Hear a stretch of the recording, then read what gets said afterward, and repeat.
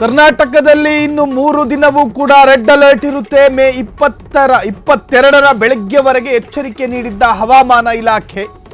ಕರ್ನಾಟಕದಲ್ಲಿ ಸತತ 3 ದಿನವೂ ರೆಡ್ ಅಲರ್ಟ್.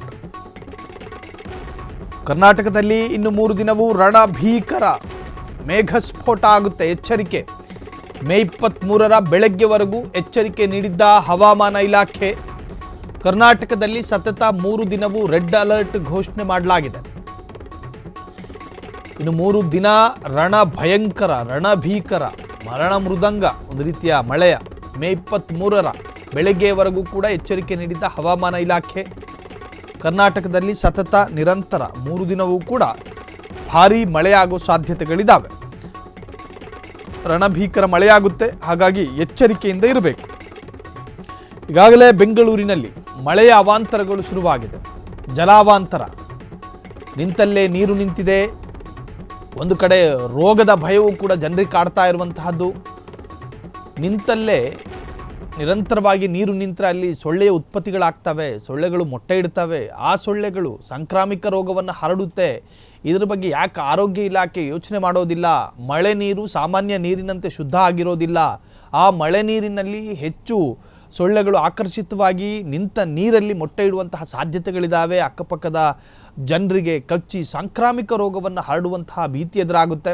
ಇನ್ನು ಅದಾದ ನಂತರ ಆರೋಗ್ಯ ಇಲಾಖೆ ಎಚ್ಚೆತ್ತುಕೊಂಡರೆ ಯಾವ ಪ್ರಯೋಜನವೂ ಇಲ್ಲ. ತಕ್ಷಣ ಮಾತ್ರದಲ್ಲಿ ಇದಕ್ಕೆ ಸಂಬಂಧಪಟ್ಟ ಹಾಗೆ ಕ್ರಮವನ್ನು ತೆಗೆದುಕೊಳ್ಳಬೇಕಾಗಿ ಬರುತ್ತೆ. ಅವೈಜ್ಞಾನಿಕವಾದಂತಹ ಯಾವ ಸೂತ್ರಕ್ಕೂ ಅವಕಾಶ ಕೊಡದೆ ಇದಕ್ಕೊಂದು ಪರ್ಯಾಯ ಮಾರ್ಗವನ್ನು ಕಂಡುಕೊಂಡ್ರೆ ಒಳ್ಳೆಯದು ಅಂತ ಹೇಳಿ ಜನ ಈಗ ಮಾತನಾಡ್ತಾ ಇದ್ದಾರೆ.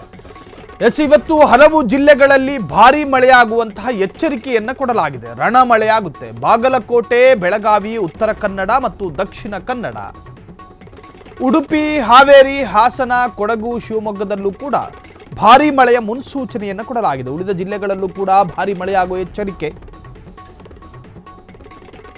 ಇವತ್ತು ಹಲವು ಜಿಲ್ಲೆಗಳಲ್ಲಿ ಭಾರೀ ಮಳೆಯಾಗುವ ಎಚ್ಚರಿಕೆ ಇದೆ. ಒಂದಷ್ಟು ಜಿಲ್ಲೆಗಳಿಗೆ ಯೆಲ್ಲೋ ಅಲರ್ಟ್, ಒಂದಷ್ಟು ಜಿಲ್ಲೆಗಳಿಗೆ ಆರೆಂಜ್ ಅಲರ್ಟ್ ಘೋಷಣೆ ಮಾಡಲಾಗಿದೆ. ಬಾಗಲಕೋಟೆ, ಬೆಳಗಾವಿ, ಉತ್ತರ ಕನ್ನಡ ಜೊತೆಗೆ ದಕ್ಷಿಣ ಕನ್ನಡ, ಉಡುಪಿ, ಹಾವೇರಿ, ಹಾಸನ, ಕೊಡಗು, ಶಿವಮೊಗ್ಗದಲ್ಲೂ ಕೂಡ ಭಾರೀ ಮಳೆಯ ಎಚ್ಚರಿಕೆಯನ್ನು ಕೊಡಲಾಗಿದೆ.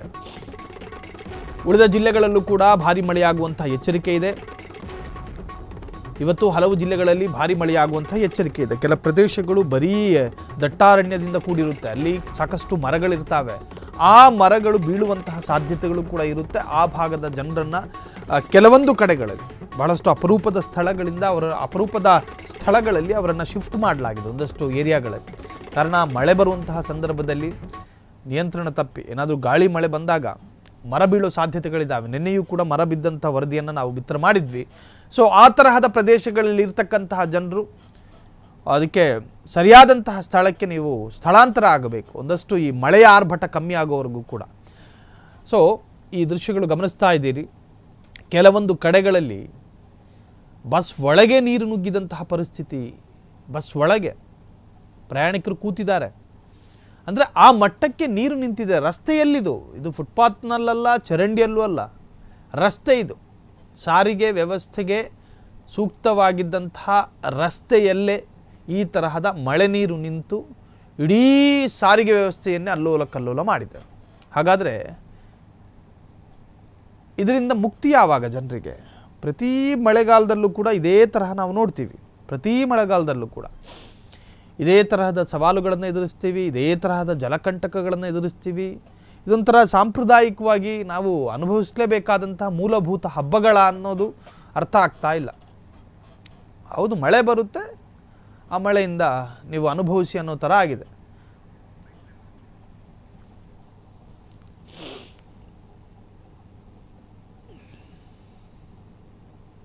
ಹವಾಮಾನ ಕೇಂದ್ರ ಬೆಂಗಳೂರು.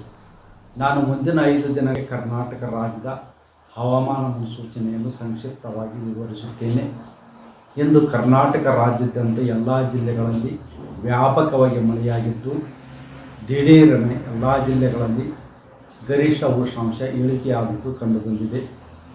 ಈಗಿರುವ ಹವಾಮಾನದ ಸಿನಾಪ್ಟಿಕ್ ಸ್ಥಿತಿ ಏನೆಂದರೆ, ಬಂಗಾಳ ಉಪಸಾಗರದ ತಮಿಳುನಾಡು ಹಾಗೂ ಆಂಧ್ರ ಪ್ರದೇಶದ ಕರಾವಳಿ ಹತ್ತಿರ ಸರ್ಕ್ಯುಲೇಷನ್ 1.5 ಮತ್ತು 5.8 ಕಿಲೋಮೀಟರ್ ಎತ್ತರದಲ್ಲಿ ಇದೆ. ಅರಬ್ಬಿ ಸಮುದ್ರದ ಕರ್ನಾಟಕದ ಕರಾವಳಿ ಹತ್ತಿರ ಮೇ 22ರಂದು ವಾಯುಭಾರ ಕುಸಿತವಾಗುವ ಹೆಚ್ಚಿನ ಸಾಧ್ಯತೆ ಇದೆ. ಟ್ರಫ್ ಕೂಡ ಕರ್ನಾಟಕದ ಒಳನಾಡಿನಲ್ಲಿ ಇರುವುದರ ಹಿನ್ನೆಲೆಯಲ್ಲಿ ಬೆಂಗಳೂರಿನಲ್ಲಿ ಮೇ 20ರಿಂದ ಮೇ 23ರವರೆಗೆ ಗುಡುಗು ಮಿಂಚು ಸಮೇತವಾಗಿ ಮಳೆಯಾಗುವ ಹೆಚ್ಚಿನ ಸಾಧ್ಯತೆ ಇದೆ. ಕರ್ನಾಟಕ ರಾಜ್ಯಾದ್ಯಂತ ಎಲ್ಲ ಜಿಲ್ಲೆಗಳಲ್ಲಿ ಮೇ 20ರಿಂದ ಮೇ 24ರವರೆಗೆ ವ್ಯಾಪಕವಾಗಿ ಗುಡುಗು ಮಿಂಚು ಸಮೇತವಾಗಿ ಮಳೆಯಾಗುವ ಹೆಚ್ಚಿನ ಸಾಧ್ಯತೆ ಇದೆ. ಉತ್ತರ ಕನ್ನಡ, ಉಡುಪಿ, ದಕ್ಷಿಣ ಕನ್ನಡ, ಬೆಳಗಾವಿ, ಧಾರವಾಡ, ಹಾವೇರಿ, ಶಿವಮೊಗ್ಗ, ಚಿಕ್ಕಮಗಳೂರು, ಹಾಸನ, ಕೊಡಗು ಜಿಲ್ಲೆಗಳ ಕೆಲವು ಕಡೆ ಭಾರೀ ಹಾಗೂ ಅತಿ ಭಾರೀ ಮಳೆಯಾಗುವ ಸಾಧ್ಯತೆ ಇದ್ದು ಮೇ 20ರಿಂದ ಮೇ 23ರವರೆಗೆ ಆರೆಂಜ್ ಅಲರ್ಟನ್ನು ಘೋಷಿಸಲಾಗಿದೆ.